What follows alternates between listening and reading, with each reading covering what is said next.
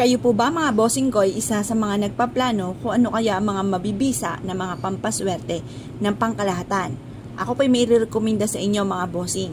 Minsan kapag hindi mo pa nasusubukan, magdadalawang isip ka talaga na parang hindi totoo yan. Pero mga bossing, once na sinubukan po ninyo at kayo ay nag-focus at naniwala na makakamit nyo lahat ang mga pangarap po ninyo at sa pamamagitan ng mga ganitong mga pamamaraan ay smooth nyo po nga makakamta ng mga pangarap ay makakamta nyo po yan. Ako pa mga bossing ko, wala naman akong pambili mga bossing ko dati ng mga pampaswerte. Ako pa mga bossing ko ay nag-focus lamang, nag-wish po ko. Sabi ko pa nga po, kasabay na rin ng pagdadasal sa mahal na Panginoon. Sabi ko pa nga po, bigyan lang ako ng isang pagkakataon. Hindi ko to sasayangin, lalo kong sisipagan, lalo kong gagalingan at kailanman ay hindi na ako laging namumblema sa mga ganitong mga pamamaraan.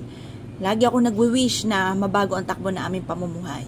Ngayon pa mga bossing, nag-focus lang ako, nag-wish po ako, sabi ko, magkakaroon ako ng sarili kong bahay, magkakaroon ako ng negosyo, magkakaroon ako ng mga bagay na matagal ko nang pinapangarap, makakain ako ng mga pagkain na gusto ng aking anak. Kasi syempre alam niyo naman mga bossing, uunahin pa ba natin ang ating sarili, lalo na kung walang makain. Minsan nga po mga bossing, sinasabi ko sa anak ko, busog pa ako, pero sa totoo, gutom na ako, pinauuna ko silang kumain.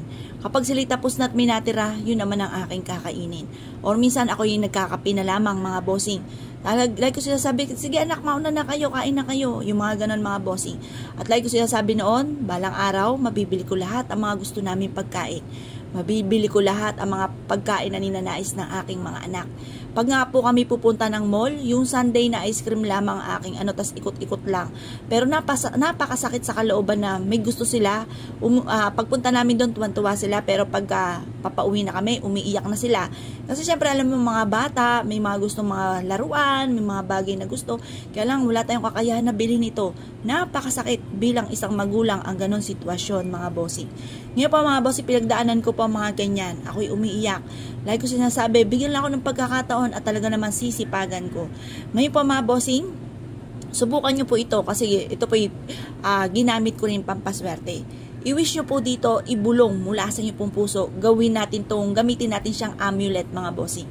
Ito po ay makakatulong upang sa ganon magtuloy-tuloy ang pasok ng swerte at lahat ng mga pangarap ay matupad. Proven po ito basta't may 100% kang paniniwala sa mga gatong mga pamamaraan. Ngayon po mga bossing, kung kayo po naniniwala at nais po itong gawin, lumarga na po kayo dahil proven po ito mga bossing, itong ating luya. Pagkatapos ibilad nyo ito sa sinag po ng araw at ito po mga hanggang alas 8 ng umaga. Pagkatapos ilagay na sa inyo pong bag, bitbitin kahit saan kayo magtungo at susundan naman po kayo ng puro kaswertehan. Kung naniniwala po kayo at nais po itong gawin, wag na po kayo magpatumpik-tumpik pa. Subukan nyo po ito, proven po ito na napakaswerte. Kaya kung kayo po naniniwala mga bossing, good luck po sa po lahat.